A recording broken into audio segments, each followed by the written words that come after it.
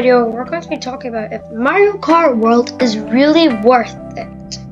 So, if you live in the UK, it'll be £67. If you live in America, it'll be $80. Depending on where you live, and anywhere in the world, it'll be a different price. So, in Britain, it's a £17 increase or a $20 increase.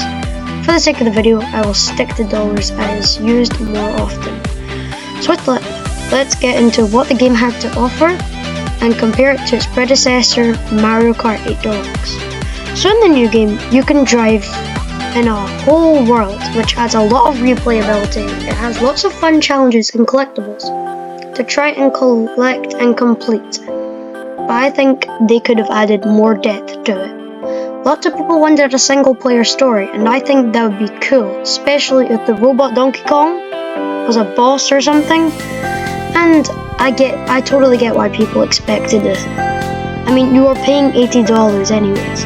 I think that there should be quests on the Mario Kart World map.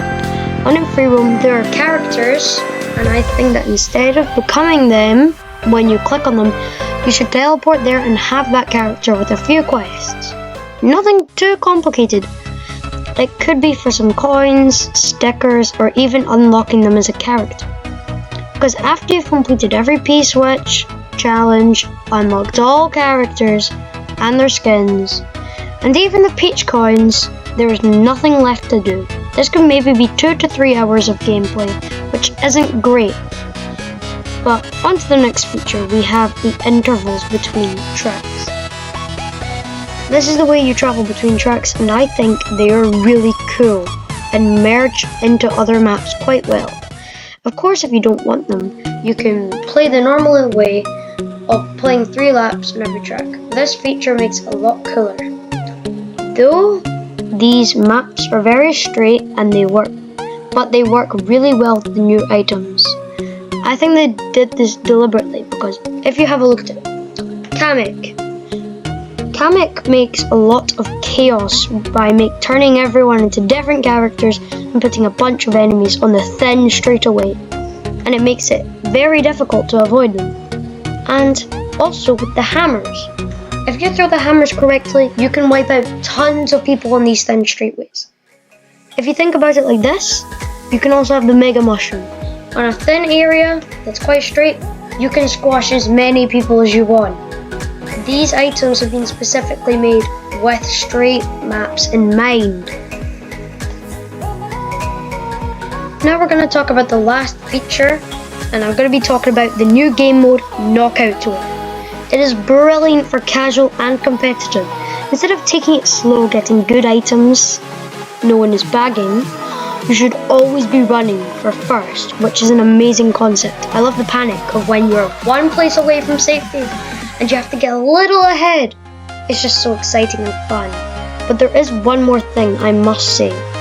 But because I'm not playing only Balloon Battle and Coin Runners, after having Renegade Roundup, Catch the Shine, and other incredibly fun battle modes, they have ruined the battle mode. They need to update this quickly because we only have 2 game modes compared to the, 7, I think it is, in Mario Kart 8 Deluxe.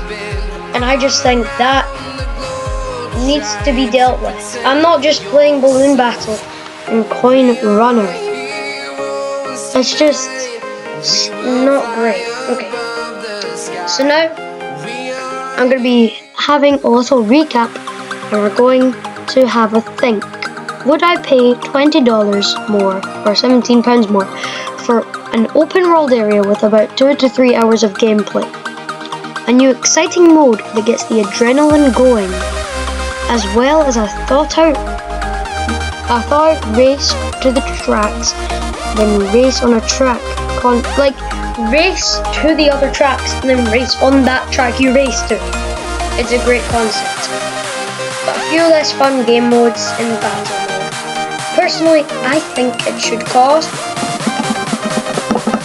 $75 or £55.